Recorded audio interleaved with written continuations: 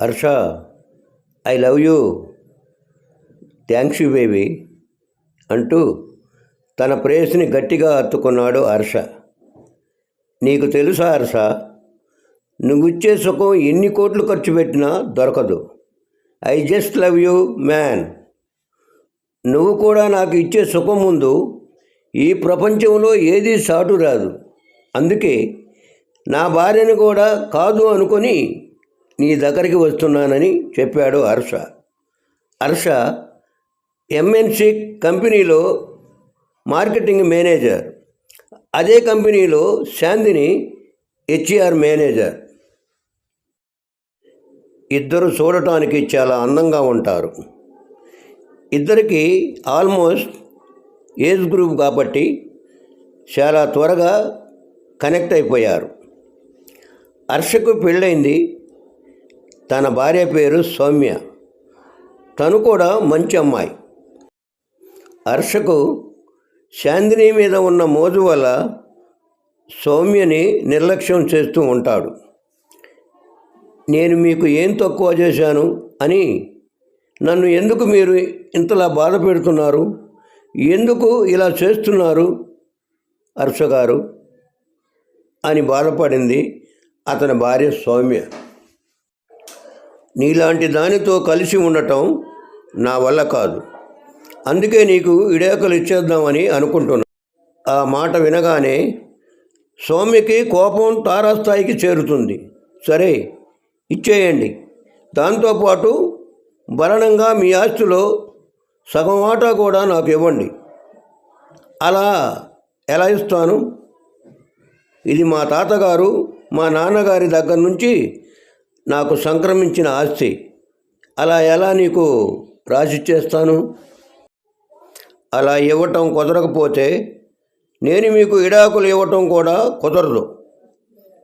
నోరు మూసుకొని నాతో కాపురం చేయండి, లేకపోతే గృహహింస చేస్తున్నారని చెప్పి నీ మీద కేసు పెట్టగలను. ఛీ, నీలాంటి దానిని పెళ్లి చేసుకోవటం నిజంగా నా కర్మ. ఏం చేస్తాను? నా కర్మ నేను భరించక తప్పదు కదా, అందుకే నేను భరిస్తున్నాను. అంత కష్టపడి నన్ను భరించాల్సిన అవసరం లేదు.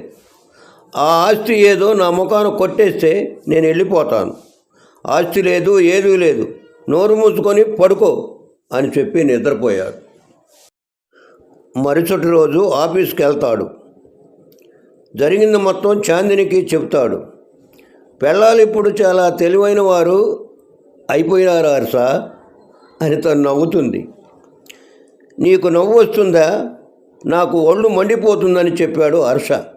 సరే, సాయంత్రం మనం ఎప్పుడు కలిసే ప్లేస్లో కలుద్దాం, ఓకేనా అని అడుగుతాడు హర్ష. మనం ఎప్పుడు కలిసే ప్లేస్లో ఈరోజు కుదరదు హర్ష, ఇక ఎప్పుడైనా ప్లాన్ చేద్దాం అని చెప్తుంది చాందిని. సరే అని తన క్యాబిన్కి వెళ్ళిపోతాడు హర్ష. సాయంత్రం అవుతుంది. అందరూ ఆఫీసు నుండి వాళ్ళ ఇళ్లకు బయలుదేరారు. హర్షకు చిరాగ్గా అనిపించింది. కాఫీ తాగటానికి కాఫీ షాప్కి వెళ్తాడు. ఆ కాఫీ షాపులో చాందిని వాళ్ళ బ్రాంచి CEO కనిపిస్తారు. ఇద్దరు చేతిలో చేయి పట్టుకొని కబుర్లు చెప్పుకుంటూ నవ్వుకుంటూ ఉంటారు. హర్షకు చికాకు అనిపించింది. అక్కడి నుంచి వెళ్ళిపోతాడు. కొంతసేపటికి చాందిని ఇంకా CEO కూడా బయటకు వచ్చి కారులో ఎక్కడికో వెళ్ళిపోతారు. వాళ్ళని ఫాలో అవుతూ వెళ్తాడు హర్ష. వాళ్ళిద్దరూ ఒక గెస్ట్ హౌస్లోకి వెళ్తారు. వాళ్ళు అక్కడికి ఎందుకు వచ్చారో అర్థమైంది. చాందిని మీద సిరాకు వచ్చి అక్కడి నుంచి వెళ్ళిపోతాడు. ఇంటికి వెళ్ళి బెడ్రూమ్లో కూర్చొని దీర్ఘంగా ఆలోచించాడు.